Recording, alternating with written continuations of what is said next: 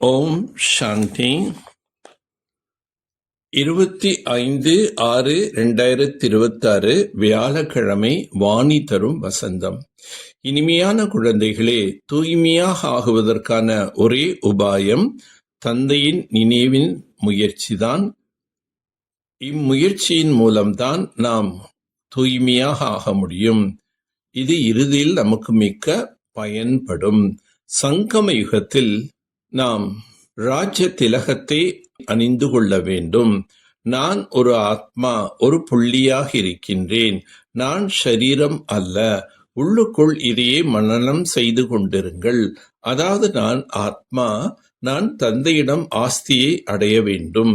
பாபாவும் புள்ளியாக உள்ளார், நானும் புள்ளியாக உள்ளேன். இந்த திலகத்தின் மூலம் சொர்க்கத்தின் ராஜ திலகம் கிடைத்துவிடும்.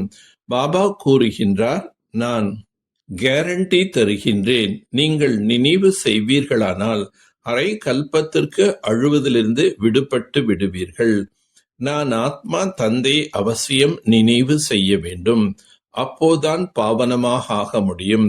இந்த அக்கறை இருக்க வேண்டும். முயற்சி என்றாலே இதுதான்.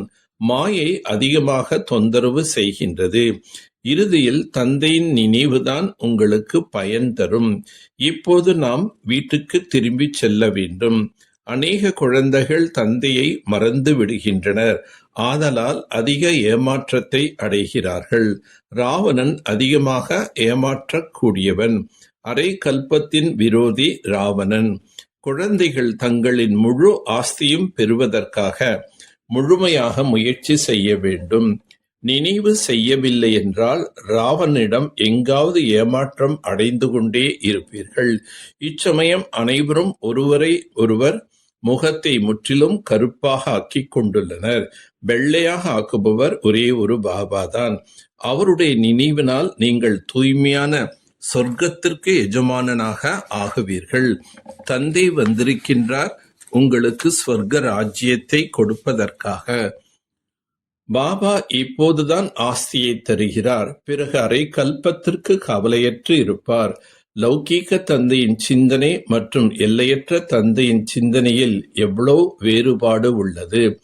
தந்தை மீது நிச்சய புத்தி உள்ளவராக ஆவதில் மாயை விக்னத்தை ஏற்படுத்துகின்றது. உண்மையான பிராமணன் என்றால் அவருடைய புத்தியில் நல்லபடியாக பதியும். இல்லை என்றால் பதியாது, நினைவும் நிலைக்காது. நீங்கள் அறிவீர்கள், நான் ஆத்மா ஒரு புள்ளியாக இருக்கின்றேன். பாபாவும் ஆத்மாவை போல் ஒரு புள்ளியாகத்தான் இருக்கின்றார். பரமாத்மாவிடமிருந்து ஆஸ்தி பெறுவதற்கான ஞானத்தை புரிய வைப்பது மிகவும் நன்றாக உள்ளது. ஒவ்வொருவரும் தனது மனதை கேட்டுக்கொள்ள வேண்டும்.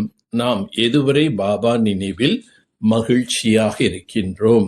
யோகத்தினால் நீங்கள் சதா ஆரோக்கியம், செல்வம் நிறைந்தவர்களாக ஆகிறீர்கள். யோகத்தால் நீங்கள் 21 பிறவிகளுக்கு உடல் நலம் பெறுகிறீர்கள். இதுவோ மிக பெரிய மருத்துவமனையாக இருக்கின்றது.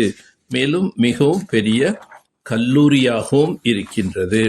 இதன் மூலம் நாம் ஆரோக்கியத்தையும் செல்வத்தையும் அடைந்து கொண்டிருக்கின்றோம். வெளி உலகின் வீண் சிந்தனைகளை விட்டு தனிமையில் அமர்ந்து நினைவின் முயற்சி செய்ய வேண்டும். அதிகாலையில் எழுந்து ஞான சிந்தனை செய்ய வேண்டும் மற்றும் தன்னுடைய சார்ட் வைக்க வேண்டும். அதாவது தன்னுடைய நடத்தையின் குறிப்பு வைக்க வேண்டும். எவ்வாறு பக்தியில் தான புண்ணியத்திற்கு மகத்துவம் உள்ளதோ அதேபோல் ஞான மார்க்கத்தில் நினைவுக்கு மகத்துவம் உள்ளது. நினைவினால் தான் ஆத்மா சதா ஆரோக்கியமாக செல்வந்தராக ஆக்க வேண்டும். அஷரீரியாக இருப்பதற்கான பயிற்சி செய்ய வேண்டும். இணைந்த ரூபத்தின் சேவையின் மூலம் ஆத்மாக்களை நெருங்கிய தொடர்புக்கு கொண்டு வரக்கூடிய கம்பைன் ரூபதாரி ஆகுக. சப்தத்தின் மூலம் சேவை செய்வதால் பிரஜைகளின் கூட்டம் உருவாகிக் கொண்டே இருக்கின்றது. ஆனால் சப்தத்தை கடந்து மேலான நிலையில் நிலை பெற்று பின்னர் சப்தத்துக்கு வாருங்கள். முதலில் அவ்வக்த நிலை, பிறகு சப்தத்தில் வருவது. இத்தகைய இணைந்த ரூபத்தின் சேவைதான் வாரிசுகளை உருவாக்கும். சப்தத்தினால் கவரப்பட்ட ஆத்மாக்கள் பல சப்தங்களை கேட்கும்போது மீண்டும் அலைபாயத் தொடங்கி விடுகிறார்கள். ஆனால் நீங்கள் கம்பைன் ரூபதாரியாக மாறி கம்பைன் ரூபத்தின் மூலம் சேவை செய்வதால் அவர்கள் மீது வேறு எந்த ரூபத்தின் தாக்கமும் ஏற்படாது. வசதி வாய்ப்புகளில் எல்லையற்ற வைராகிய உணர்வுடைய சாதனையை ஒருபொழுதும் மறைய விட்டுவிடக் கூடாது. சாதனங்களினால் சாதனை மறைந்து போகக்கூடாது.